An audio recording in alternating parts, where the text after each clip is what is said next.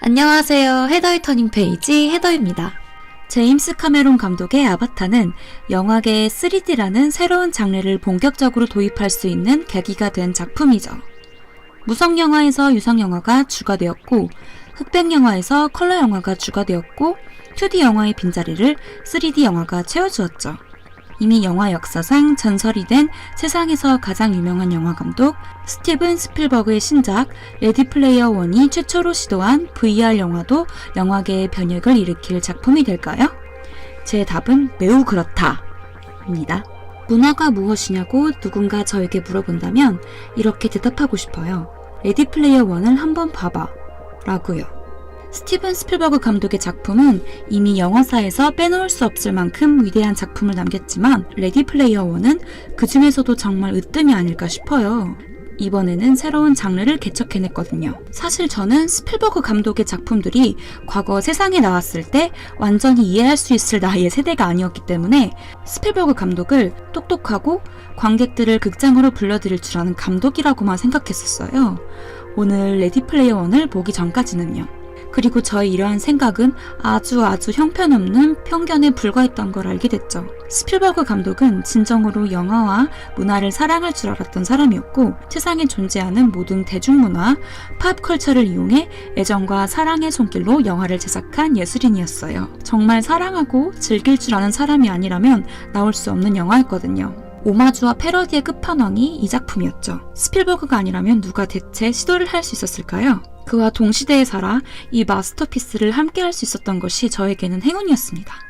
빨리 줄기세포 개발해서 스티븐 스필버그 감독님 평생 살게 해주세요. 스필버그 감독 같은 천재가 다시 태어날 수 있을까요?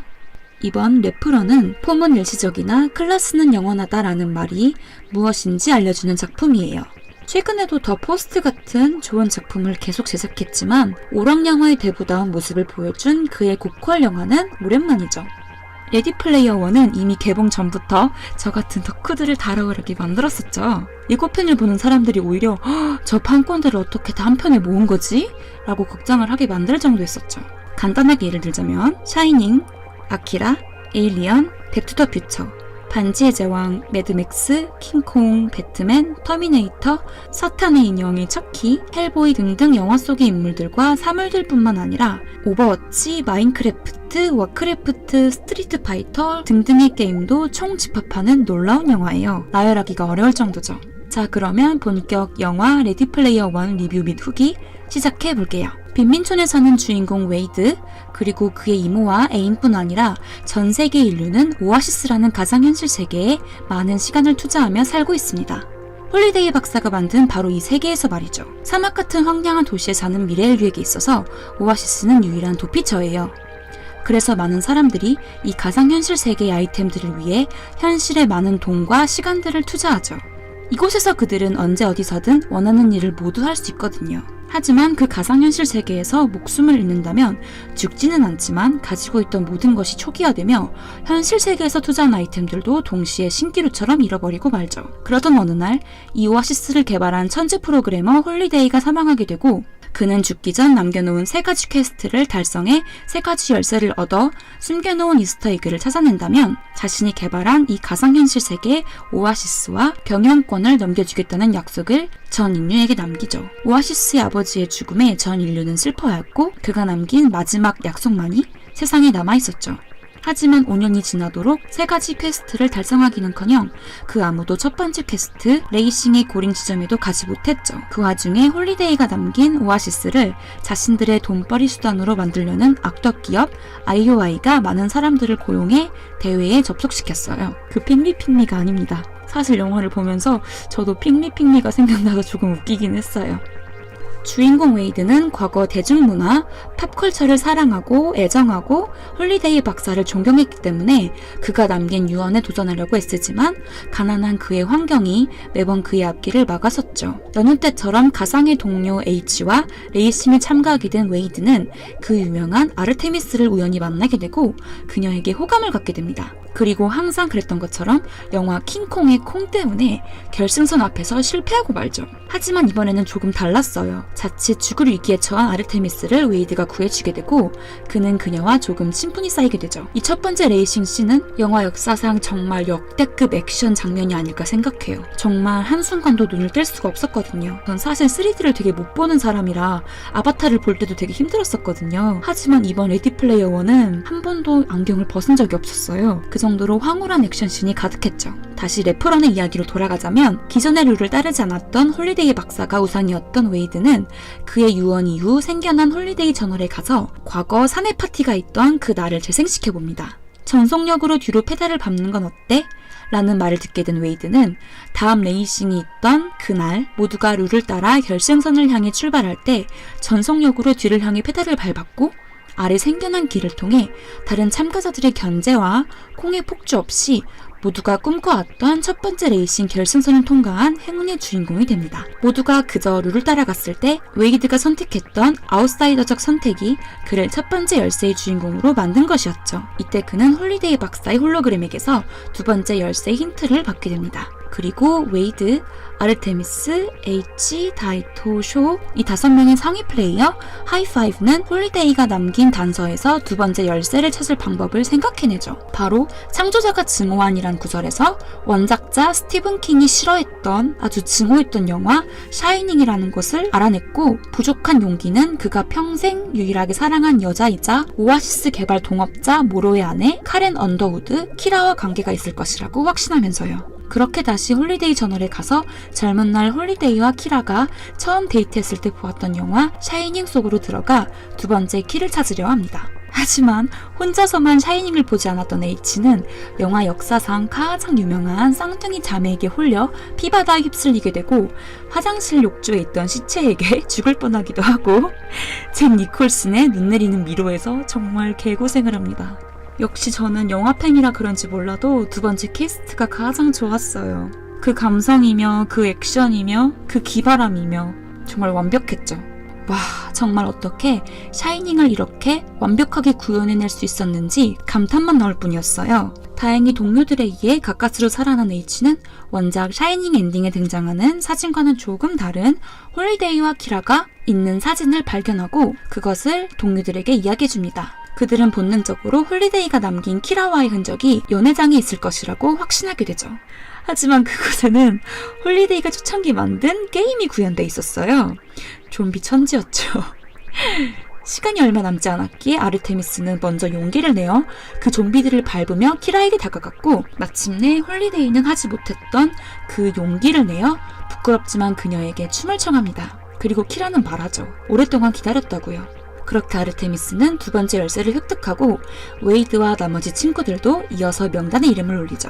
이렇게 두 번째 열쇠까지 획득한 웨이드는 과연 세 번째 열쇠도 획득해 500억 달러의 값어치를 가진 가상현실 세계의 오아시스의 주인공이 될까요?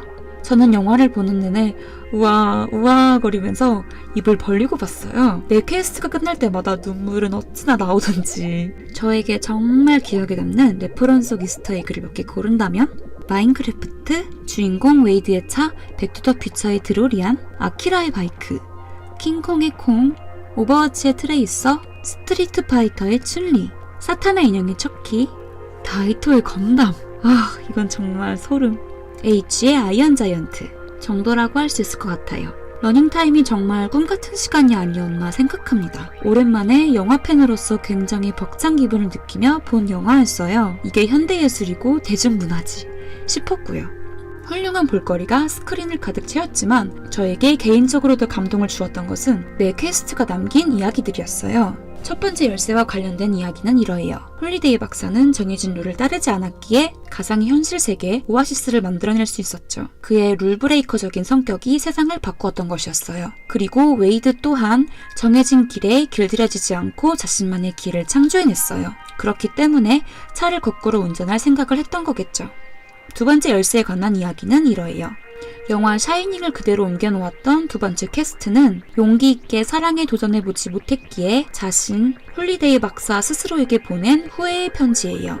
그런 그를 잘 알고 있던 웨이드는 홀리데이 박사가 시간을 되돌려 이 모든 후회와 생각을 행동으로 옮기는 것이 두 번째 퀘스트라고 확신했죠. 하지만 그는 홀리데이 박사와는 조금 달랐어요. 그는 사랑하는 아르테미스에게 이렇게 얘기했죠. 나는 홀리데이 씨처럼 후회하지 않을 거야. 대체 웨이드가 아니었다면 어느 누가 첫 데이트에 커플 둘이 샤이닝을 볼 것이라고 생각했을 것이며 동업자 모로의 부인이 홀리데이의 첫사랑이라는 것을 캐치해냈을까요? 역시 웨이드는 성덕이에요, 성덕. 세 번째 열쇠가 말하고자 하는 이야기는 이러합니다. 중요한 것은 결과가 아닌 즐기는 과정, 그 자체라는 것을요. 사실 세 번째 퀘스트에서는 웨이드와 그의 친구들보다 IOI가 먼저 1000개가 넘는 게임 목록 중에 어드벤처가 세 번째 열쇠의 비밀을 지닌 게임이라는 것을 알았지만 게임 개발자가 게임을 통해 진정으로 남기고 싶어 했던 것은 캐치내지 못했죠. 진정으로 팝컬처를 사랑하고 즐길 줄 알았던 웨이드만이 게임 어드벤처에 숨겨져 있던 비밀, 세계 최초의 이스터 에그를 발견했죠. 어렸을 적 자신의 방 TV 앞에 앉아 비디오 게임만 하고 영화만 보던 괴짜 소년이자 몽상가에 불과했던 홀리데이 박사가 세상을 바꾸어 놓은 가상현실 세계 게임 오아시스를 개발할 줄 누가 알았을까요? 꿈은 꿈을 꾸는 자의 몫이라고 생각해요. 과거 홀리데이 박사는 매사에 용기가 부족하고 소심한 괴짜였었죠. 하지만 자신의 이런 부족한 점을 게임으로 만들어 온 세상에 공개한 그가 사실은 정말로 용기 있던 사람이 아니었을까요? 이런 홀리데이 박사의 의지를 이은 그리고 홀리데이 박사에게 부족했던 용기를 가지고 있던 사람이 바로 웨이드였죠. 그렇기 때문에 웨이드만이 그의 꿈과 이상을 이어 오아시스를 오아시스로 남겨둘 수 있었던 것이었죠. 오아시스는 황량한 사막에서 지친 이들에게 달콤한 휴식과 물을 선물해주는 장소죠. 가난과 식량이 허덕이는 영화 속 현대인들에게 오아시스는 그저 게임이 아니었어요. 역겹고 더러운 현실을 벗어날 유일한 도피처였죠. 하지만 영화는 말하고 있어요. 도망치는 건 도움이 될지는 몰라도 해답은 아니라고요. 따뜻한 밥 한 끼를 먹을 수 있는 곳, 현실이 바로 우리가 있어야 할 오아시스라고요. 또 비로소 현실과 마주해야 문제는 풀릴 수 있다는 것을요. 감독 스티븐 스필버그와 원작자가 하고 싶은 말은 바로 레디 플레이어 원 마지막 부분에 나오는 홀리데이 박사의 마지막 인사말 Thank you for playing my game이 아니었을까요? 게임을 플레이해줘서 고마워요. 저는 이 말이 게임이 끝난 뒤에 엔딩 크레딧 같다는 생각도 들었어요. 이제는 게임에서 깨어나 현실에도 집중해야 한다는 것을요. 영화 레디 플레이어 원 저의 한 줄평은 진정으로 모든 대중문화를 사랑할 줄 알았기에 선보일 수 있었던 스필버그의 유토피아입니다. 웨이드와 함께 오아시스에 들어가 잃어버린 꿈을 찾은 여러분들도 수고 많으셨어요. 영화 역사에 길게 남게 될 이 영화를 보신 여러분들도 언젠가 꿈을 이루게 될 몽상가들이 분명해요. 이번 영상 영화 레디 플레이어 원 후기맨 리뷰 재미있게 보셨다면 좋아요와 구독 부탁드릴게요. 우리는 다음 영상에서 다시 만나요.